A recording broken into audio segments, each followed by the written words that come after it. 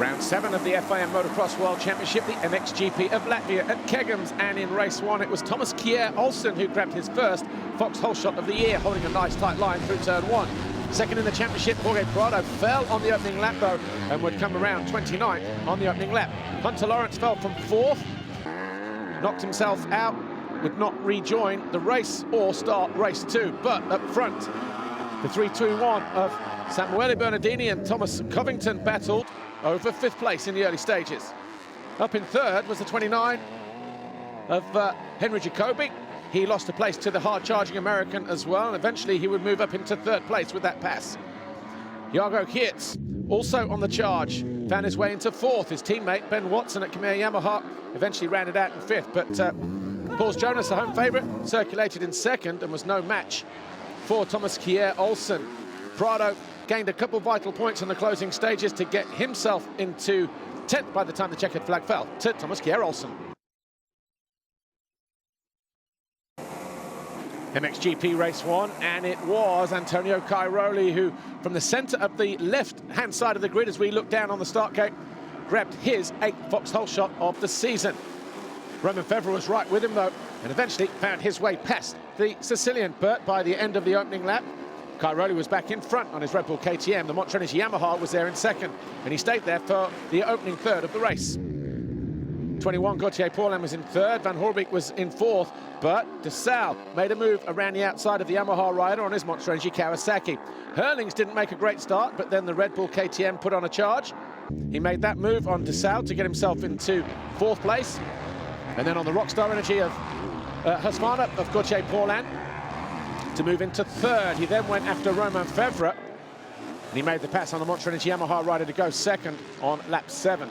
It took him 2 laps to close down his teammate, Tony Cairoli, and it was a sensational pass that the Bullet put on the 9-time world champ. And from there, Herlings never looked back. A slight bobble in the closing stages for Cairoli, but he managed to hold on to 2nd. The 2 French riders went at it, but it was Febvre who came over the line in 3rd. Paulin 4th, De Salle 5th, but Herlings wins race 1. The next 2, race 2, this time Jorge Prado makes sure he stayed up on the 2 wheels, and he also took with him his 7th foxhole shot of the season. Closely behind him was Jago Geerts and Ben Watson, with the 19 of Kjer Olsen moving into 4th with that pass on David Puchis.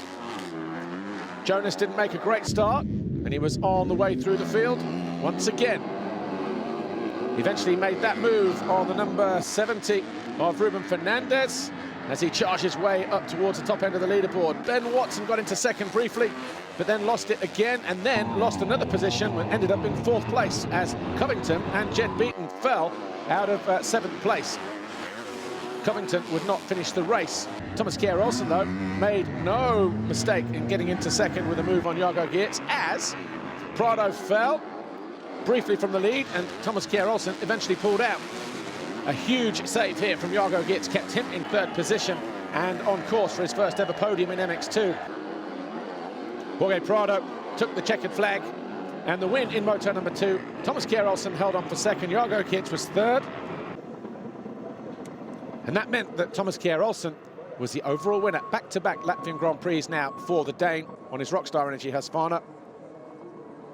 Jago Geerts on the podium for the first time ever with a 4th and a 3rd. Paul's Jonass on the podium at home, but it was all about Kjer Olsen this weekend. The Rockstar Energy Husqvarna rounding out the top step of the podium ahead of the Kjer Yamaha and the Red Bull KTM.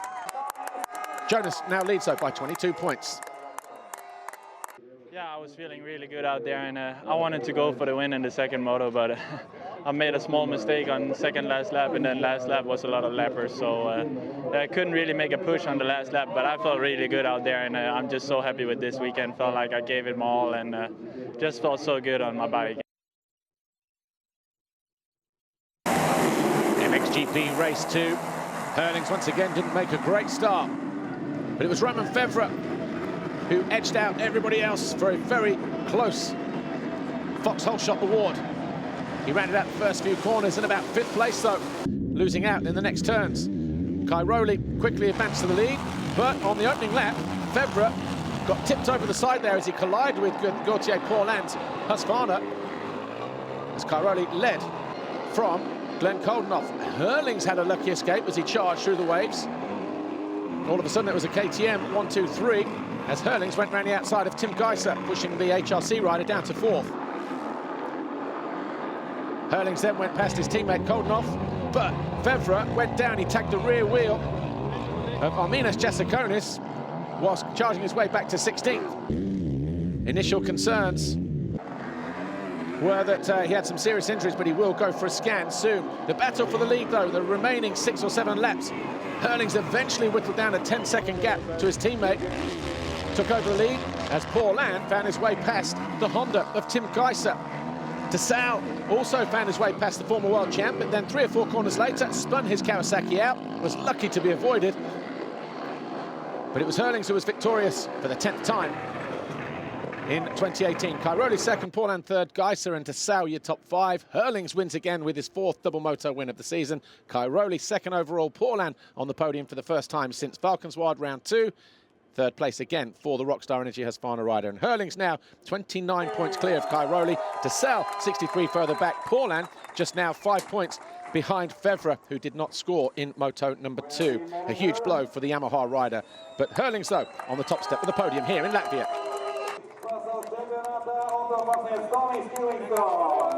Yeah, they were way more demanding, you know. Both starts were not that great, you know, especially the first one, but that made it tough, you know. Yesterday I could, you know, just hold shot and check out, but now I had to work my way through like 10 guys in both motos, so that made it a little bit more tough, but never could doubt what Red Bull KTM racing team. The guys did such a top job on the bike and the whole atmosphere, so thanks to you guys.